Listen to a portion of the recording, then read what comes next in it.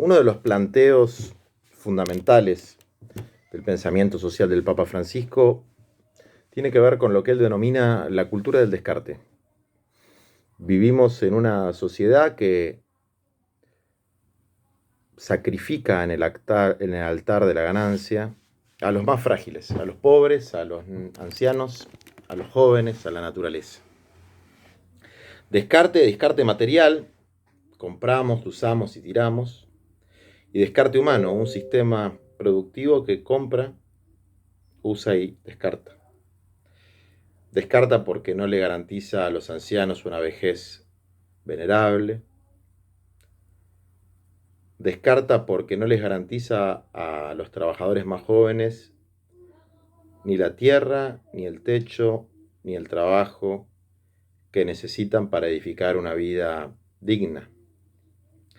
Esto no es consignismo, es un planteo sociológico y en última instancia jurídico, porque tiene que ver con el derecho, muy fuerte.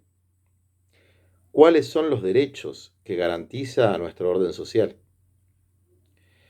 La descripción, si se quiere, de un mundo donde algunos viven, no me refiero al 1%, no me refiero a los sectores dominantes, sino tal vez a los sectores medios, a eso que ahora pudimos comprobar que es una clase viajera mundial, un 20% de la población del mundo, un montón de gente, que tiene acceso a los aeropuertos internacionales, que son los que diseminaron, sin ninguna intención, desde luego, diseminaron el virus, porque la globalización ha permitido esto, ha permitido que un 20%, que insisto, es mucha gente, pueda disfrutar del turismo internacional.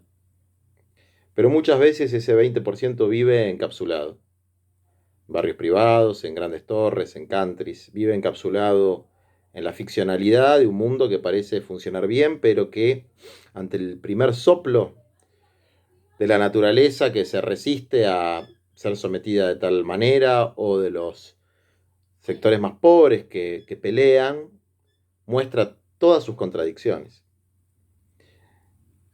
Los encapsulados, dice Andrés Gallardo, cápsulas intelectuales, emocionales y físicas. Cuando los norteamericanos invadieron Irak, crearon algo que llamaban zonas verdes. Las zonas verdes eran lugares supuestamente seguros donde podía estar el personal militar norteamericano y las élites, digamos, colaboracionistas de Irak. Eran lugares muy, muy lindos, pero eran lugares absolutamente aislados del caótico y desesperante, la caótica y desesperante vida que les quedó al pueblo de Irak después de la invasión. Esto es ejemplificador de lo que estamos viviendo. Cápsulas que ofrecen una falsa seguridad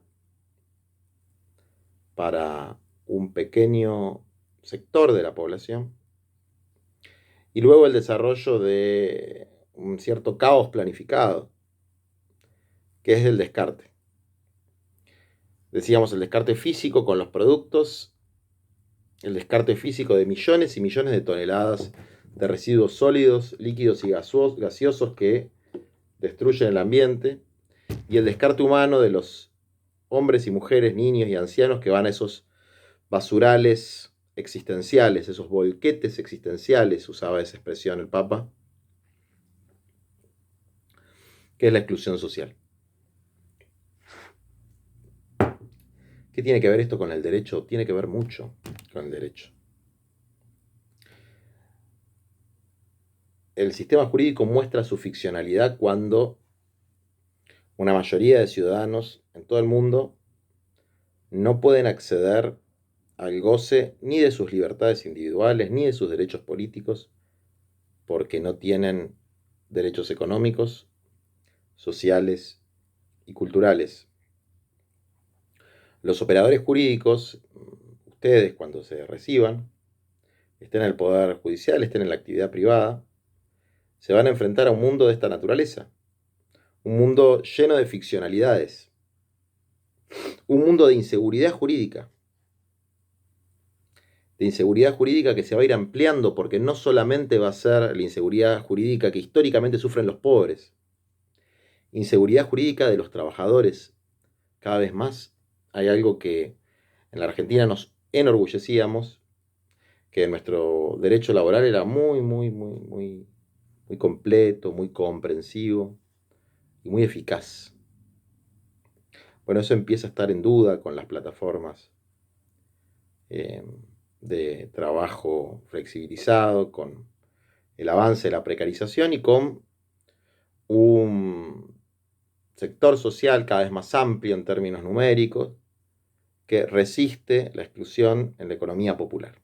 Es decir, que se inventa su propio trabajo, pero excluido de los derechos laborales que históricamente la clase trabajadora gozó, sobre todo en los 30 años gloriosos, entre el 45 y el 75, que fueron los años de construcción del constitucionalismo social y de la batería de derechos laborales que se disfrutaron en muchos países del mundo.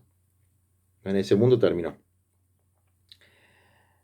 El mundo que entramos ahora excluye a sectores cada vez más amplios de la sociedad de la tierra del techo y del trabajo. Voy a retroceder un poco porque me olvidé de un tema importante. Los sectores pyme, pequeños comerciantes, pequeños empresarios también se ven afectados por esta inseguridad jurídica porque no se aplican las leyes de defensa de la competencia, defensa antimonopólicas. Hoy tenemos, por ejemplo, para dar un dato puntual, un nivel de concentración pasmosa en la industria de alimentos, tremendo. Hay 3 o 4 empresas que hacen fideos, 2 que hacen aceite. Eso impide que un pueblo tenga soberanía alimentaria. Entonces les decía, la exclusión de la tierra, el techo y el trabajo, que son también 3 temas que toma Francisco.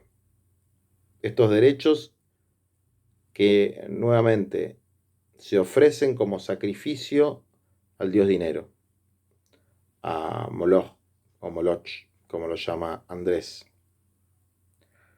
El dios dinero y el capital, la acumulación y la reproducción del capital, con el avance de la frontera del agronegocio en países como el nuestro, con el avance de los grandes negocios inmobiliarios y con el avance de los monopolios, destruye la posibilidad de acceder a la tierra, el techo y el trabajo. Piensen en ustedes, no piensen en quienes cuando damos las clases en la facultad podríamos ver desde la ventana a nuestros compatriotas, hermanos, hermanas latinoamericanos de la Villa 31, que tanto están padeciendo ahora el hacinamiento y la desidia del Estado. Piensen en ustedes. ¿Quién de ustedes tiene 100.000, 120.000 dólares? Estamos hablando, depende de la cotización que se tome, 7 millones de pesos, 8 millones de pesos. ¿Quién tiene eso para comprarse un departamentito de 2 ambientes? ¿Quién de ustedes que no herede, que no tenga esa suerte aleatoria de contar con un padre, una madre, que tenga un patrimonio que le permita ayudar a sus hijos, quién de ustedes va a poder comprarse un departamento? Un departamento aún en una ciudad como la de Buenos Aires o las grandes ciudades de la Argentina o del mundo que están insectizadas, creo que era una frase de General Perón, quiere decir vivimos como insectos en pequeñas casitas, en pequeñas cajas de zapato. Eso también es encapsulamiento y también es ficcionalidad. Creemos que vivimos bien, pero vivimos en una caja de zapatos. Ahora, muchos de ustedes, aunque se reciban, aunque puedan trabajar, aunque entren al Poder Judicial, no se van a poder comprar ese departamento. Qué triste, qué injusto y qué ficcional es una democracia que no le permite a la juventud soñar con un techo propio y que la somete a la esclavitud del alquiler o a angustia permanente por la vivienda. Muchos de ustedes probablemente vayan a tener serios problemas para conseguir un trabajo digno, remunerado y con plenos derechos. Y en relación a la tierra, bueno, excluidos estamos los ciudadanos urbanos del acceso a la naturaleza, pero los campesinos, los pueblos originarios, los horticultores, que no son parte de la corporación del agronegocio, tampoco pueden tener un pedacito de tierra. Estas exclusiones constituyen el rostro de la injusticia social hoy y de la conculcación de los derechos.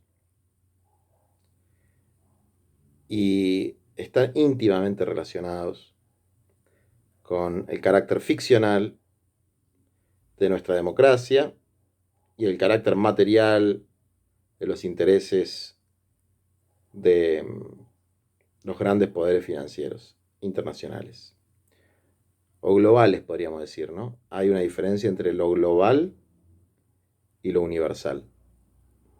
Lo universal, por ejemplo, el humanismo del siglo XVIII, XVII, nos enseñaba que los seres humanos compartimos una naturaleza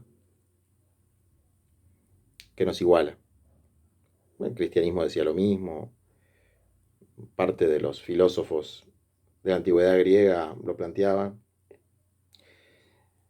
El humanismo es universal, porque abarca a todos los pueblos. Lo global lo que hace es uniformar. Son intereses globales, porque son intereses que uniforman, que engloban, y que engloban para sacrificar en su altar las vidas, las esperanzas de los pueblos.